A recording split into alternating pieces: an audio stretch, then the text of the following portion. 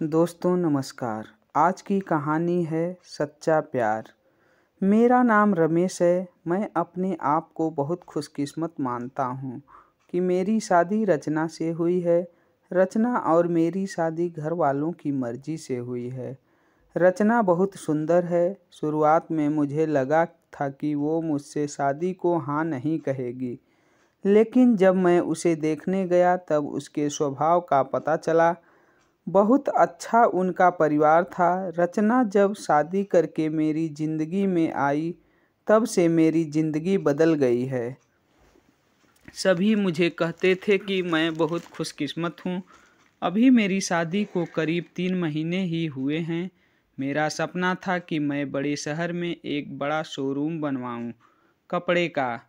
मैंने रचना को इसके बारे में बताया। रचना को पता है कि यह मेरे लिए कितना बड़ा सपना। मैं दिन रात इसी में लगा रहता हूँ। बड़ी मुश्किल से मुझे एक जगह मिली, लेकिन पैसे बहुत ज़्यादा थे, इसलिए मैंने अपने गांव की ज़मीन बेचने का फ़ैसला किया था।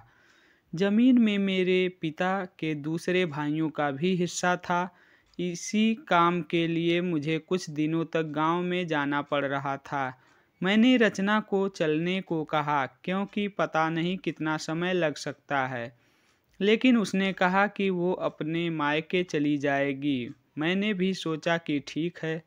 रचना अपने मायके चली गई। मैं अपने गांव चला गया। रचना से मैं फ़ोन पर बात किया करता था। ज़मीन के कागज़ और सारी बातों में समय लग रहा था। इस दौरान मेरी पत्नी से मेरी बात होती रहती थी। मैंने एक शाम उसे फ़ोन किया तो वो कुछ बदली बदली सी, ज़्यादा बोल नहीं पा रही थी। मैंने पूछा, क्या हुआ, तुम ठीक हो? वो बोली कि मुझे आपको कुछ बात बतानी है। मैंने कहा कि बताओ, क्या बोलना चाहती हो? वो थोड़ी देर चुप रही और फिर बोली कि नहीं, अभी नहीं, आपको मिलकर ही बताऊंगी। मैंने भी कहा कि ठीक है, लेकिन मुझे नहीं पता था कि मेरी ज़िंदगी में इतनी बड़ी बात होने वाली है।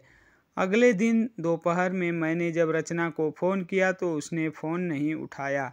मैंने भी सोचा कि कुछ काम होगा, इसलिए मैंने उस बात पर ज़्यादा ध्यान नहीं दिया।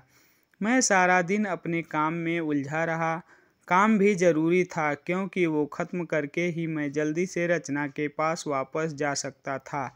दिन भर के काम के बाद मैंने फिर शाम को रचना को फ़ोन किया, लेकिन इस बार उसका फ़ोन स्विच ऑफ आ रहा था। मैंने फिर सोचा कि शायद किसी काम से गई होगी और मोबाइल स्विच ऑफ हो गया होगा। मैंने रात फिर किया, क्योंकि दिन भर बात ना होने के कारण, लेकिन रात में बात ज़रूर होती थी। लेकिन रात में भी उसका फ़ोन स्विच ऑफ आ रहा था। अब मुझे थोड़ी फिक्र होने लगी, लेकिन फिर मैंने सोचा कि उसके घर पर ही अगर कुछ बात होती तो मुझे फ़ोन आ जाता। थोड़ा बहुत विचार करके मैं सो गया। मैंने सोचा कि उसके घर में किसी को फ़ोन करूं, लेकिन रात में उस समय फ़ोन करना मैंने उचित नहीं समझा, इसलिए मैं सो गया। सुबह उठते ही मुझे यही ख्याल आ रहा था कि मैं रचना से बात करूं। सुबह भी मैंने फ़ोन किया, लेकिन अभी भी वही बात, उसका फ़ोन स्विच ऑफ ही आ रहा था। अब मैंने उसकी मम्मी को फ़ोन किया, लेकिन उन्होंने भी मेरा फ़ोन नहीं उठाया। अब मुझे थोड़ी फिक्र होने लगी थी कि क्योंकि किसी से भी मेरी बात नहीं हो पा रही थी। करीब 3 दिन तक ना रचना का फ़ोन आया, ना उसकी माँ का। मैं अपने काम में लगा रहा। फिर एक शाम मेरी सास का फ़ोन आया। मैंने पूछा कि रचना कहाँ है। वो बोली, रचना अपनी एक चचेरी बहन की शादी में गई है, शायद वहाँ नेटवर्क नहीं होगा, इसलिए बात नहीं हो पा रही है। मैं भूल गया था, रचना ने मुझे बताया था कि वो वहाँ जाने वाली है। मेरी चिंता थोड़ी कम हो गई और मैं अब वापस अपने काम में लग गया। रचना वहाँ 5 दिन रुकने वाली थी, इसलिए मैंने सोचा कि शायद 5 दिनों तक मेरी रचना से कोई बात नहीं हो पाएगी। मेरा काम भी लगभग ख़त्म हो गया था। मेरे हाथ में पैसे 2 से 4 दिन में आने ही वाले थे। जैसे ही मेरे हाथ में पैसे आए, मैं वहाँ से निकल गया। वहाँ से निकलने के बाद मैं सीधा अपनी पत्नी के घर ही गया। उसे लेने के लिए जैसे ही मैं वहाँ पहुँचा, मुझे देखकर मेरी सास खुश होने की बजाय डरी हुई दिखाई दी।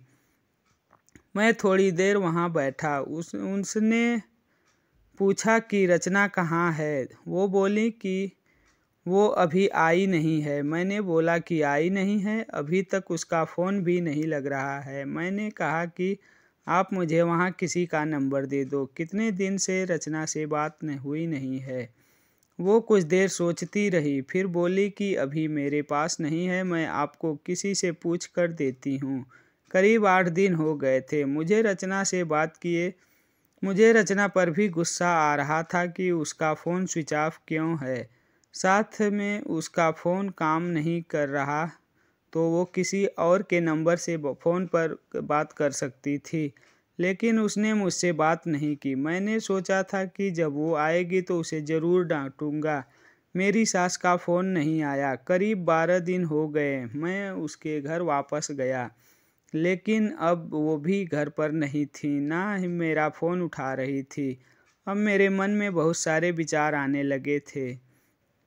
आखिर बात क्या है जो रचना और उसके घरवाले मुझसे इस बात तरह का बर्ताव कर रहे हैं।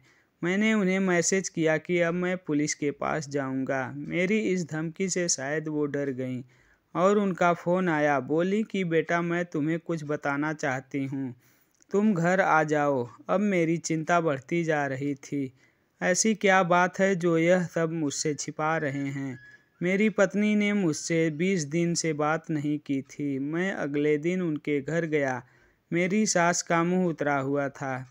मैं बहुत गुस्से में था। मैंने जाते ही उन्हें ज़ोर से चिल्लाते हुए पूछा कि कहाँ है रचना। मेरी सास मुझसे बोली कि बेटा, अब मैं जो तुम्हें बताने जा रही हूँ उस पर तुम्हें विश्वास नहीं होगा, लेकिन यह ही सही है।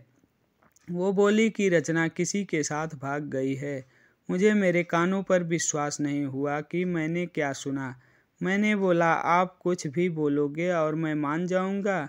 वो बोली, बेटा, यही सच है। तुम्हारी शादी के पहले उसका एक प्रेम प्रसंग था।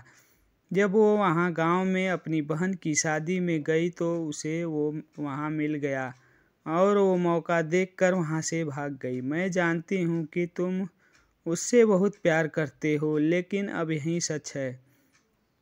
तुम्हें उसे भूलना होगा। हम लोग पुलिस के पास नहीं गए, नहीं तो बदनामी होगी, इसलिए हम इस बात को तुमसे छिपा रहे थे। रचना मेरे साथ 3 महीने तक रही थी।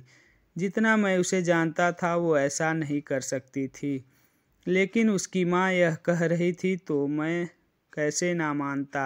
मेरा मन अभी भी मानने को तैयार नहीं था। मेरी सास मेरे आगे रो रही थी, माफ़ी मांग रही थी। इतनी बड़ी बात मेरे घर वालों को पता चली तो उन्हें भी विश्वास नहीं हुआ। रचना स्वभाव से बिल्कुल ऐसी नहीं लग रही थी। रचना की माँ को देखकर मैं और मेरे घर वाले चुप रह गए। हमने कुछ बड़ा कदम नहीं उठाया। मैं अपने साथ हुए इस धोखे को बर्दाश्त नहीं कर पाया। मैंने रचना को बहुत प्यार किया और मुझे कुछ भी हासिल नहीं हुआ। रचना नाम से मुझे नफ़रत हो गई। मेरी ज़िंदगी पर उसका बहुत असर हुआ। मैं जो शोरूम की शुरुआत करने वाला, उसके लिए मेरे पास अब सब कुछ आ गया था, लेकिन फिर भी मुझे अब कुछ करने का मन नहीं हो रहा था। किसी के साथ इतना बड़ा धोखा हुआ हो तो कैसे खुश रह सकता है। मेरे घर वाले मुझे संभाल रहे थे। मैंने उन्हें बहुत ढूंढने की कोशिश की। मैं चाहता था कि वो मुझे मिले तो मैं उससे पूछूं कि आखिर उसने मेरे साथ ऐसा क्यों किया। धीरे धीरे समय बीतता गया। उसे गए अब 7 महीने हो गए थे और मैं भी उसे भूलकर अपनी ज़िंदगी में वापस बिजी होने की कोशिश करने लगा। मेरा उसके घर यहाँ से जाना हुआ। ऐसे ही मेरा ध्यान उसके घर की खिड़की पर पड़ा। मुझे दिखाई दिया कि खिड़की में रचना है। एक झलक सी मुझे दिखी। मैंने उसी समय उसके घर का दरवाज़ा बजाया। मेरी सास ने दरवाज़ा खोला और मुझे देखकर ही डर गई। दरवाज़ा खुलते ही मैं अंदर जाने लगा। मेरी सास ने मुझे रोका, लेकिन मैं नहीं माना। अंदर में कमरे में गया तो रचना को देखकर मैं हैरान रह गया। रचना व्हीलचेयर पर बैठी थी। रचना ने मुझे देखा और उसकी आंखों में आंसू आ गए। मैंने पूछा, यह क्या हुआ?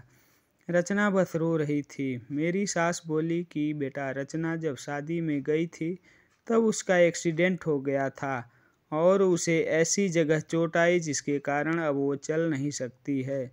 एक्सीडेंट के समय भी बेहोशी में यह कह रही थी कि तुम्हें ना बताएं, वो बड़े काम के लिए गए हैं। डॉक्टर ने जब बताया कि हो सकता है रचना अब चल ना पा सके और इलाज पर बहुत ज़्यादा पैसा लगेगा, तब भी मैंने कहा कि दामाद जी को बता देते हैं। लेकिन रचना ने कहा कि मैं उनकी ज़िंदगी खराब नहीं कर सकती। उनका सपना है शोरूम खोलने का। उनकी ज़िंदगी में जाऊंगी तो उन पर बोझ ही बनूंगी। इसलिए रचना ने यह झूठ तुम्हें कहने को कहा ताकि तुम उसे भला बुरा कह कर उसे भूल जाओ, उससे नफरत करो। मेरी पत्नी मुझसे इतना प्यार करती है। मैंने उससे कहा कि रचना, अगर मेरे साथ ऐसा कुछ हो जाता तो क्या तुम मुझे छोड़ देती? रचना ने रोते हुए कहा कि ऐसा मत बोलो। रचना ने कहा कि मैं आपकी दोषी हूँ। एक्सीडेंट में हमारा बच्चा जो मेरे गर्भ में था वो भी नहीं बचा। आप मुझे भूल जाइए, दूसरी शादी कर लीजिए। मैं आप पर बोझ नहीं बनकर रहना चाहती। रचना की आंखों में आंसू नहीं रुक रहे थे। कितने दिनों उसने उन्हें रोक रखा होगा। मैंने रचना की बीते कुछ महीनों में ना जाने क्या कुछ नहीं कहा, लेकिन अब वो रचना को एक पल भी अपने से दूर नहीं रखना चाहता था।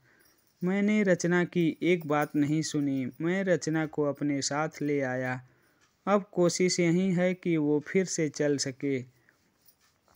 मैंने मेरा शोरूम बेच दिया और अच्छे से अच्छे अस्पताल में रचना को दिखाया है। उम्मीद की किरण दिखाई दे रही है। बस मैं यही चाहता हूँ कि वो फिर से अपने पैरों पर खड़ी हो जाए। Thanks for watching. दोस्तों, कहानी पसंद आई हो तो लाइक शेयर